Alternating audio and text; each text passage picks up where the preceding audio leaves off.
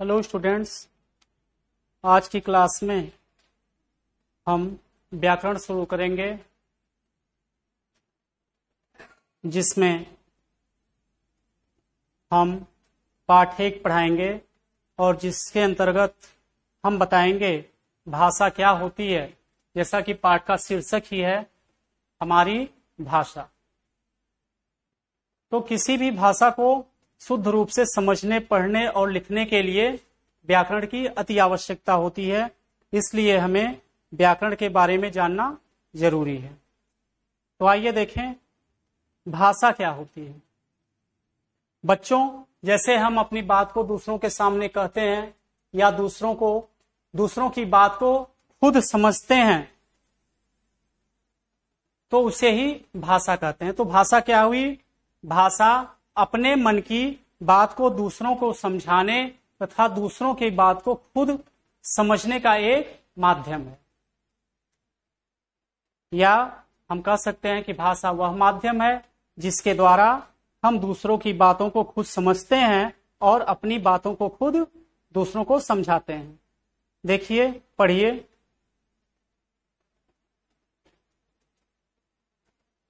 जैसे फिगर में दिया हुआ है कि ये बच्चे दादी जी से कह रहे हैं कि आज हमें परियों की कहानी सुनाओ, और इस फिगर में आप देख रहे हैं कि ये टीचर बच्चों को पढ़ा रही हैं। तो ये दादी का कहानी सुनाना या टीचर का बच्चों को पढ़ाना, ये भाषा के ही रूप हैं, और ये भाषा के द्वारा ही दादी बच्चों को कहानी समझा रही हैं या टीचर बच्चों को पढ़ा रही हैं। देखिए बच्चों, आपने देखा कि पहले चित्र में 2 बच्चे बोलकर अपनी दादी जी से परियों की कहानी सुनाने के लिए कह रहे हैं और दादी उनकी बातों को सुनकर प्रतिक्रिया कर रही हैं। दूसरे चित्र में अध्यापिका श्यामपट्ट पर लिखकर भाषा के रूप समझा रही हैं और बच्चे श्यामपट्ट पर लिखे शब्दों को पढ़कर समझ रहे हैं।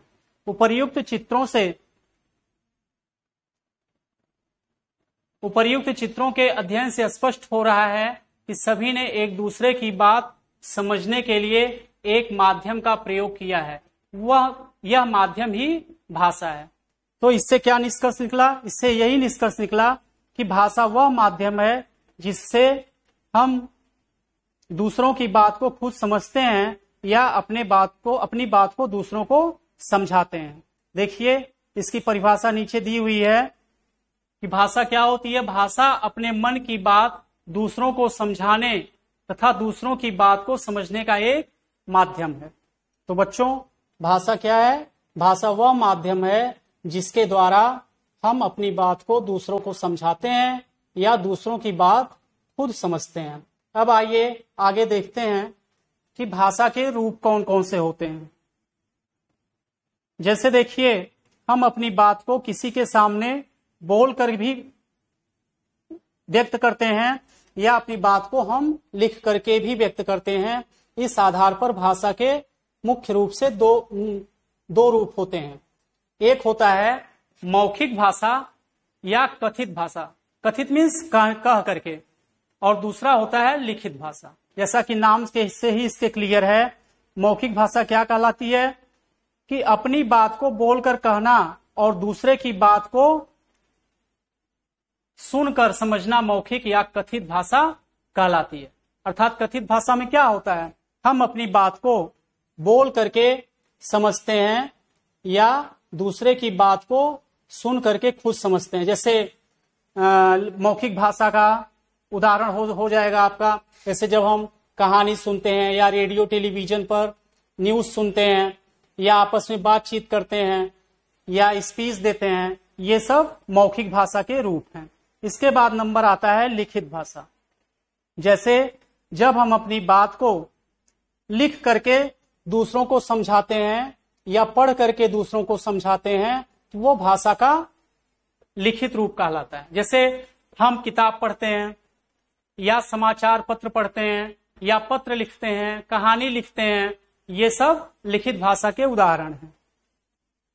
और जब ये आदिमानव जिसको कहते हैं या मनुष्य जब अपने प्रारंभिक अवस्था में था, तो सबसे पहले मनुष्य की भाषा जो थी वो मौखिक भाषा ही थी, क्योंकि वह अपने बात को दूसरों से वो कह करके या बोलकर ही शेयर करता था। और हमारी राष्ट्रभाषा हिंदी है।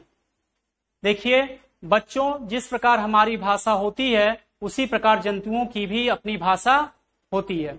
तो जंतुओं की जो भाषा होती है उनको हम बोली कहते हैं। जैसे बंदर की आवाज हुई, चिड़ियों की चहचहाने की आवाज हुई, ठीक है, तो ये भी अपने बोली के द्वारा या अपनी बात को एक दूसरे से शेयर करते हैं। तो वही कह रहा है बच्चों, जिस प्रकार हमारी भाषा होती है उसी प्रकार जंतुओं की भी एक अपनी भाषा होती है, जिसके माध्यम से वे एक दूसरे से संपर्क करते हैं।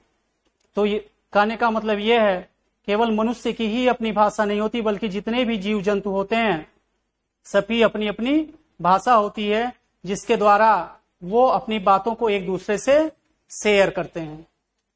तो इसी के साथ बच्चों आपका ये चैप्टर समाप्त हो गया, और इसको पढ़िएगा और मीनिंग क्लियर करिएगा।